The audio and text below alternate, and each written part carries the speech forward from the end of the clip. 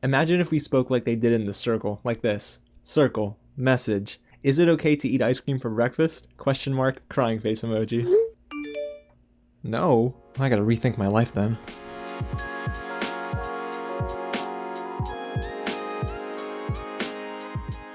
What's going on, you guys? James here with another real review, and today I'm diving into my first impressions of The Circle Season 2. Now, Netflix gave me the first 4 episodes for review, so thank you so much to the team over at Netflix. The way they're releasing it is weekly, so you get the first 4 episodes this week, and then next week, the next 4 all the way up until the final week, which is Wednesday, May 5th. Now, if you're a fan of The Circle Season 1 like myself, guys, this is really not too different. However, there are some differences, and whether they're good or they're bad, we'll talk about it right here. Now, before we get into it, if it's your first time here at the channel, welcome to Real James, where I talk about TV like this all the time. So if you don't want to miss out, go ahead and hit the big red button below, subscribe to the channel, and tap on that bell so you'll be the first one in the comments. And speaking of the comments, guys, get loud and let me know which player is your favorite so far, and smash that like button if you want more reviews just like this. Alrighty, y'all, so let's get into it. First, we're gonna take a very macro look at this, right? So we're gonna go from the outside in, and so far, I would say so good. The season does take a couple of episodes to get going, but by episode 3, I was locked in.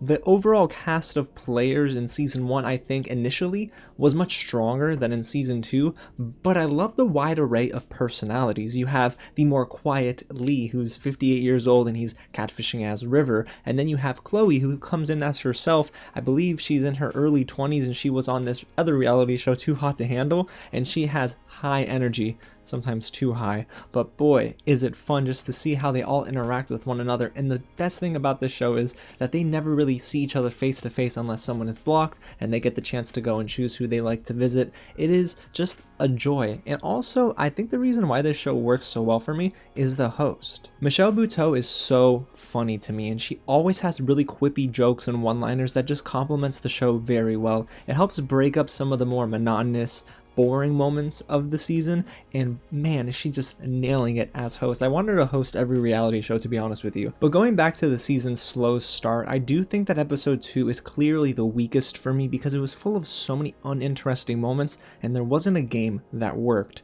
And speaking of games, in episode 3 they play Truth or Dare, and I did love the truth moment, but when someone selected Dare, I believe it was Courtney, he had to go put on a ton of clothes in 60 seconds, and well, none of the other players could actually see him do this, so the reactions weren't genuine and it didn't really flow for me. So I really hope the games get better. But as for the conversations, now that's a whole other story. I actually think that the drama through 4 episodes here is better than it was early on in season 1 of The Circle. And the major dramatic storyline between Terralisha and Savannah really is the best thing about the show so far. I really enjoyed seeing them go back and forth, building alliances, trying to bridge trust with other players, and then seeing the backstabbing moments during the influencer chats.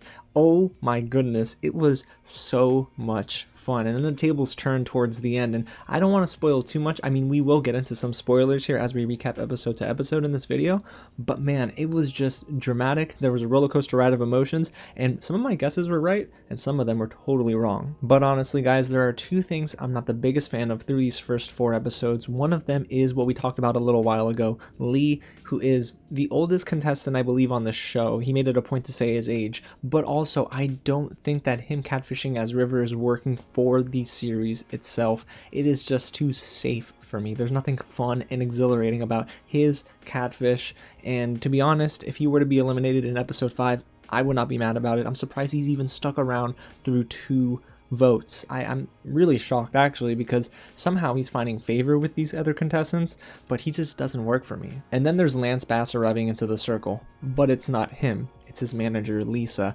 And guys, I don't care for it. I think that it's just trying to distract the other players, and I get it. It's supposed to make the other players think that they're in the presence of a huge pop star, and I cannot believe some of the other players did not know who NSYNC was and who Lance Bass was. I was totally shocked looking at you, Chloe.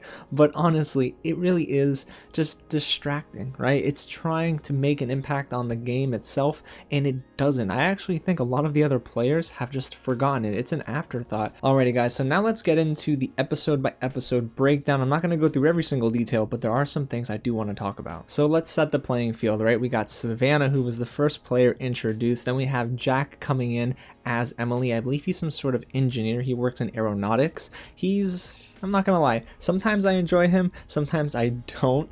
I don't think he's annoying per se, but I do think that he gets a little over the top, and some of his choice of words I don't vibe with. Then there's Brian, who's incredibly chill. He's a breathing coach, he does yoga, and he seems really compassionate. And there's Delisa, who is catfishing as Trevor. I think she's playing the game a little bit wrong. However, she's sticking around, so maybe there's something about her formula that's working. And then there's Terralisha, who is the yin to Savannah's yang, the first player to be skeptical of another player, and also the first one to call out Savannah. So boy, there's so much drama between them, and I can't wait to continue talking about it. And then there's Lee as River, and Chloe, who came in with a unicorn. She's incredibly flirty and has a thing for Trevor, who isn't Trevor, it's Delisa. Oh boy. And then there's Courtney, who's bringing the high energy and spunk to the game that it desperately needed. Honestly, I think he is the standout for me. He is so much fun, and I do think that he is going to, well, playing a very important role as the season goes on. And it's funny because even though I don't think the initial group of players was as strong as season 1, the ratings moment in episode 1 is just still so much fun. I was actually pretty surprised to see Brian at the bottom, but maybe people just don't care about someone who's playing the game very safe. But Terralisha and Savannah being influencers is really what sparks the beginning of their drama. And then when we transition into episode 2, we of course get Terralisha and Savannah deciding who they want to save. And it's funny because I don't really recall in season 1 2 influencers actually beginning a feud in the influencer hangout spot, but that happened in episode 2, and I actually think that the show is better for it. Even though, yes, we don't need too much more drama in our lives, I love the fact that their feud began in what should have been a collaborative space. There was this game that they were playing, and remember I said I'm not the biggest fan of the games so far, and it was about them writing a poem. I'm sorry, it just was really cringe for me. Even though I get that it's supposed to be bad, like these poems aren't supposed to be very good, it kind of went on for too long, but then eventually the episode kicks into another gear, we find out who gets blocked, and it was Bryant. I mean, to be honest, I kind of saw it coming. He's too nice, and even though I know I'm a nice guy myself, so I empathize with him, I almost feel that he needed to switch up his strategy and make more friends, but also not try to be friendly with everyone. And then the big cliffhanger at the end of episode 2 was Lance Bass arriving, but in episode 3 we find out it's not Lance Bass, it's Lisa, who's catfishing as her boss. Again, how the heck does no one know who Lance Bass is and NSYNC as a group? I mean, they're incredible. Alright, I'm not gonna harp on that too much, but this is the one episode that I even made a note of it. I started to see that Terralisha really is keeping it real. I love that she's no holds barred, she's not cutting any corners, she's going to go straight for the jugular because she's going to call you out if she even sniffs that you're on that BS. So I loved Terralisha in episode 3. Her and Savannah, I don't really want to choose one or the other, but I kind of had a feeling that Terralisha was going to stick around because she started to make friends with Chloe and Emily. Remember, Emily's played by Jack, and he, to me, is someone you got to look out for in this season because he is sneaky, he's a snake, and he's making friends with everyone, but he is not friendly with everyone. So I'm starting to notice that Jack is playing for the long run, and he could be the surprise, I guess, final 2 or 3 contestants by the end of this. And episode 3 for me was probably the strongest because it really did focus on that feud between Terralisha and Savannah. But then when we get into episode 4, they do try to flesh out this Lance Bass angle, but it doesn't work for me. They probably should have just thrown that to the side because I don't care too much about having a superstar in the circle who isn't a superstar. I'm telling you guys, the players really just don't care too much about that. Instead, they were focused on making alliances, so I wouldn't be surprised if Lisa is the next one to go. But before that prediction, guys, we got to get to who actually got blocked in episode 4, and oh my goodness, I couldn't believe it. It was Savannah. Savannah getting blocked is insane. I didn't even see that coming. I thought her and Terralisha were going to have that feud going for at least another 2 episodes.